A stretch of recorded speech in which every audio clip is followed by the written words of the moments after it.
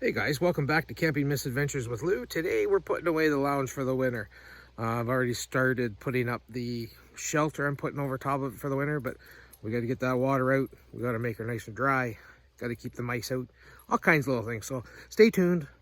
Watch, like, share. Woo! So here's the lounge. She's ready to go away. As you can see, I got the frame up already for the portable shelter that's going up. I had to raise it up a bit, due to the fact that, hey, the trailer's a little bit larger than I thought it was. So anyway, we're on to that. So let's put this little ProLite to bed. It's time for winter season. Get the water out, get her mouse proofed, and get the battery inside in a nice warm spot. So as I can get my fat body down around in here, there is really no low water thing, but there is a little nozzle down here on the fresh water tank. So apparently there's no, as of all the RVs I've ever had have a low water point. This one does not seem to have it. I went through all the instructions and everything, couldn't find it. But this is the one for your fresh water tank. So if you got water in it, apparently I don't have any water in mine. So we'll leave that open, we'll let her drain out, and then we'll see what happens. So let's open up hot water tank. Pressure relief valve here. Always want to pop that. Just to let that drain out. And then here at the bottom, and there's your hot water tank. I'm gonna leave that off, just so we have an expansion area.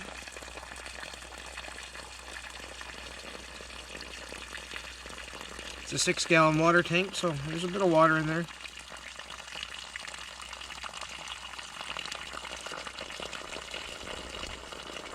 We'll let that drain. Oh geez, I gotta go to the washroom now, eh? Oh geez.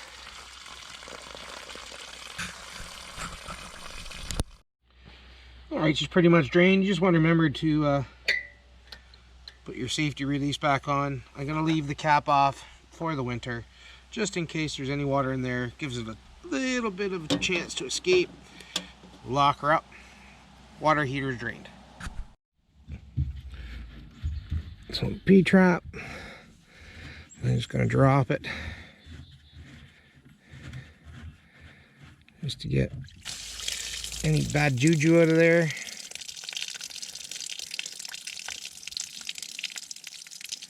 Let that drain.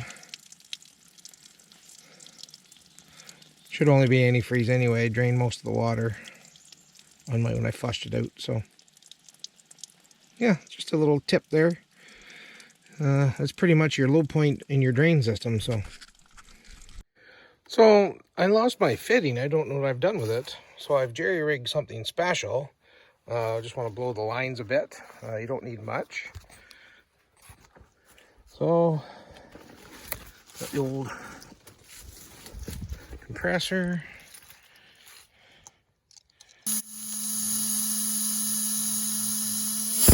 So normally you would have a fitting. Oops. You'd have a fitting that goes on here that plugs right into the air hose. You want to do about 20 pounds pressurized air, and that should pump out all the water in your tank. All right. So my rig is already jigged up for putting the thing on. There's a little brass nut right here. I think most ProLites, the newer ones, do this.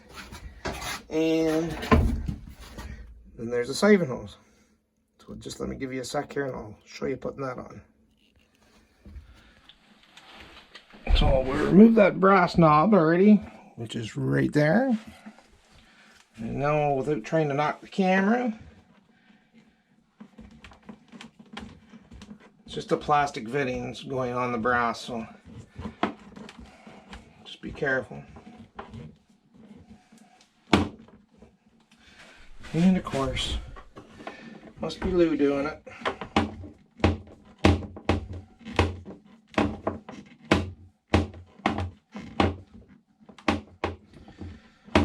Oh, for the love of Pete. There. So after fighting with that, my feed tube's ready. Now all I need to do is get some certified #1 premium food grade antifreeze.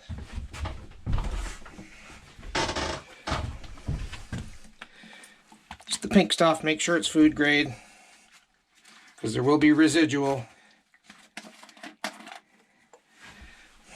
Put her down, feed your tube in, and off we go.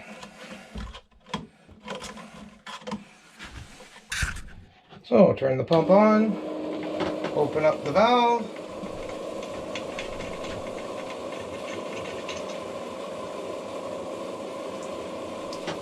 and we wait for tankage.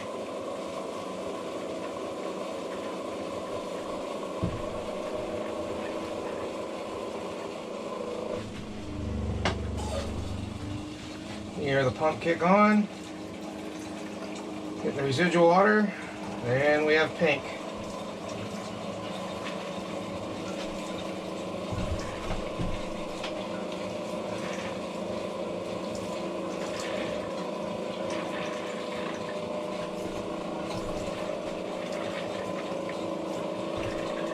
And of course the hose isn't succulating very good, is it?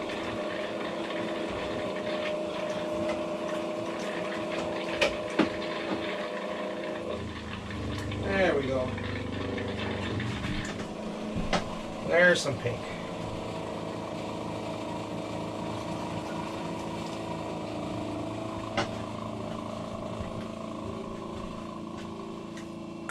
And we're going to press the button on the toilet.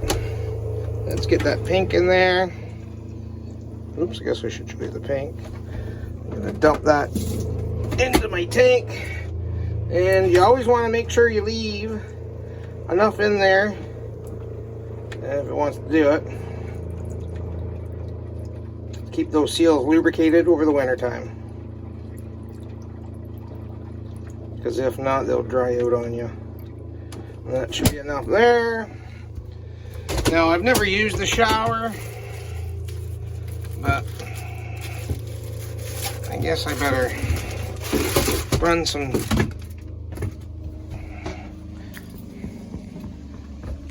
juice through that.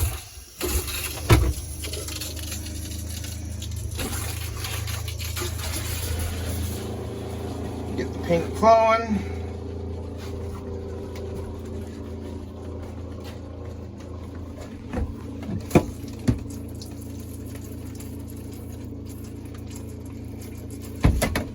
Oh, that's nice.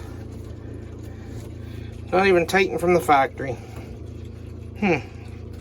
Good quality assurance there.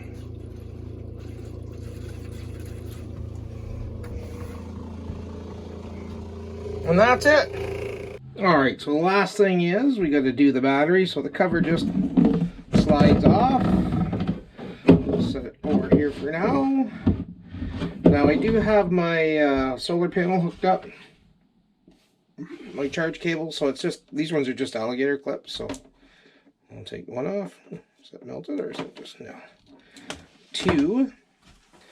Now, I always like to start on the negative, but Lord knows what the negative is, because I'm going to say that's the positive. I'm going to say the white's the negative.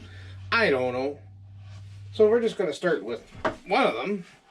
Probably not the right size. Of course not. Welcome to Lou Town. Oh, and of course it's in my pocket. Lord help me. I'm lazy. Take that off. Pop that off. Oops. Someone wasn't paying attention. There was like a washer on there. There it is. So let's put that back right on the battery. Loosely. Get the side off.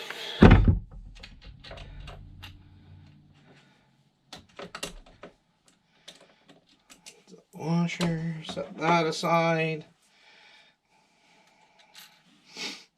So what I'm going to do because seeing it's not touch and go, I'm going to mark this is the white wire, and this is the green slash black slash whatever else wire. Always store your battery somewhere where it's warm. Do not store it directly on concrete. Make sure there's a piece of wood or something underneath it, because for some reason the concrete just drains that battery. If you're smart, you've got a trickle charger or a smart charger that can give the battery a charge when it deems necessary to keep it at its full potential. Pretty cool. Oh Lord! Oh, and then there's a, oops, sorry about that. And there's a hole. Interesting. Guess we better stuff some steel wool in there, keep the critters out. So apparently I didn't have any steel wool on hand, so we made do with a piece of ridge vent. Tightly wound plastic. Don't know how well it's going to do, but I'll put it in here temporarily and I'll go grab some steel wool from the store. So one last thing before we start closing up. I'm going to take a nice fabric softener sheet. Didn't say it was balanced. I'm going to stuff it in there and deliberately place them close to where you think rodents or, oh, hi camera, anything else may live. I'll put one in the storage area by the door there. That was just a drill. Another fabric softener. Shibuya! Right in there. Let's tuck one in there because I know there's a little bit of a gap. Put one in there. Oh, we're coming. There's some water. Ooh. I guess the trailer's not quite level. Is it? Make sure that's screwed down, but has flowage. Same with this one. Oh, where is it? Oh, there it is. Let's make sure we have some flowage, but the miceys can't get up her. And let's throw one of these in. I gotta do something with those. Let's throw one up there. As you can see, we got the hospital safety tape there. Let's throw one in the pantry. We'll just throw them everywhere. Woo! Thanks for watching this little video. There's a few things, some of my video disappeared, especially when I turned the bypasses on. Make sure you bypass the hot water tank. If not, it's just going to pour out because I've left it open, of course. So anyway, I hope you found it informative. Hope you enjoyed it. Like and thumbs up. Hopefully I'll do maybe a better one next year. It was a little rushed this year because it was getting real cold, so we had to get her done. And if you want to know what that little towelette in the front is, that is because ProLites are known to get water around that little lip inside that plastic shield there with that thing on the front there that protects whatever from whatever. So the water builds up. So that just wicks it out. So that's what that is if you're wondering when the first couple shots there. Anyway, it's all buckled up for the winter. We'll see you next year. But keep watching because we do our own little adventures as well. It's not just about camping. We are the Traveling Wilmores and we like to travel. So I got one coming up. Hopefully it came out. It was a nighttime thing, but hope you enjoyed this video. Stay tuned. Thanks for watching.